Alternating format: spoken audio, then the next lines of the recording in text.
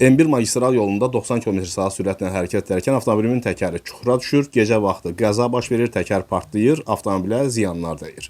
Və bu ziyanları mən necə qarşılamalıyam? Bu barədə danışmaq istəyirəm. Mənə tez-tez yazırlar, zəng vururlar ki, oxşar hadisələrdə nə edək? Qərara gəldim ki, bir video çəkim və həmin videoda prosesi ətraflı izah edim. Əgər belə bir hadisə baş verərsə, avtomobilin təkəri çuxura, açıq lüka düşərsə, hər hansı bir yolun problemindən, yəni avtomobilə ziyan dəyərsə qəza zamanı nə etmək lazımdır? Mən öz avtomobilimlə baş vermiş qəzadan nümunələr gətirəcəm. Siz də əgər oxşar hadisələr varsa, bu nümunə əsasında hərəkət edə bilərsiniz. Deməli, gecə vaxtı işıqlandırılmayan bir yol M1 magistral yolunda təxminən Şabran rayonu ərazisində avtomobilimin təkəri çuxura düşür. Və bu yol çox bərbad vəziyyətdə idi həmin vaxtı. Belə bir sürətdə avtomobilin təkəri partlayarsa, sükandan bərk tutmaq lazımdır. Yaxşı ki, iki əllə tuturam mən adətən yüksək sürətlərdə.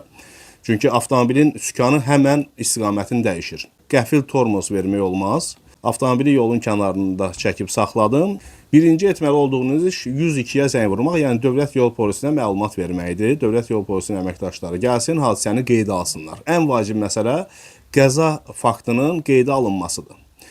Bunu həmin vaxt edə bilərsiniz. Əgər həmin vaxtı patrul yaxınlaşa bilməsə, sonradan da görüşə bilərsiniz. Əraziyə baxış keçiriləcək, yəni hadisənin sxemi tərtib olunacaq. Qəza necə baş verib, hansı sürətlə? Hadisə qeydə alınmalıdır. Qeydə alınması üçün qərar və yaxud da arayış və yaxud da raport verilə bilər. Belə bir rəsmi sənəd Dövlət Yol Polisindən alınmalıdır.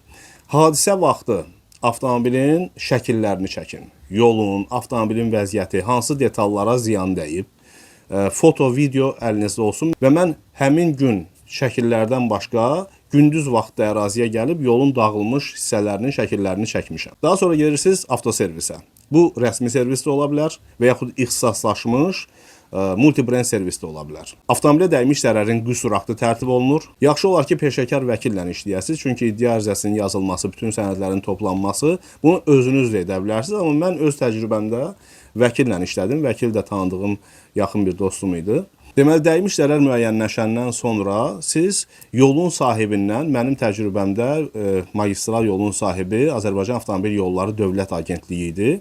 Məktub yazaraq dəymiş zərəri onlardan istəyə bilərsiniz. Təbii ki, mən də belə elədim. Məktubuma uzun müddət cavab verilmədi. Sonra verilən cavabsa bir çox israrlardan sonra məni qane etmədi. Çünki dəymiş zərəri ödəmək istəmədilər. Və beləliklə mən bütün sənədləri toplayıram. Dövlət Yol Polisinin mənə verdiyi raportu, bu qərarda ola bilər. Avtomobilin bütün şəkilləri, yolun şəkilləri, servisdən verilmiş qüsur aktı, öz sənədləriniz və bütün bunlarla iddia ərizəsi yazılır, göndərilir məhkəməyə. Və mənim təcrübəmdə məhkəmə, birinci instansiya məhkəməsində hakim mənim xeyrimə qərar çıxarır. Amma yolun sahibi, yəni Azərbaycan Avtomobil Yolları Dövlət Agentliyi bu qərarla razılaşmır, apellyasiya şikayəti verir. Apellyasiya məhkəməsi yenə də birinci məhkəmənin qərarını qüvvədə saxlayır. Və beləliklə mənə dəymiş müəyyən zərərlər yolun sahibi tərəfindən qarşılanır. Və qüsur haqqında bütün bunlar göstərilir. Həmin məbləği də əslində qarşı tərəf mübahisələndirə bilər. Bütün bunlar məhkəmə prosesini uzadan işlərdir. Ona görə də əgər belə bir prosesdən keçəcəksinizsə, səbirli olmağınızı arzu edirəm. Ən əsası isə heç bir qəzaya düşməməyinizi arzu edirəm. Yollarımızın daha rahat və təhlükəsiz olmasını arzulayıram.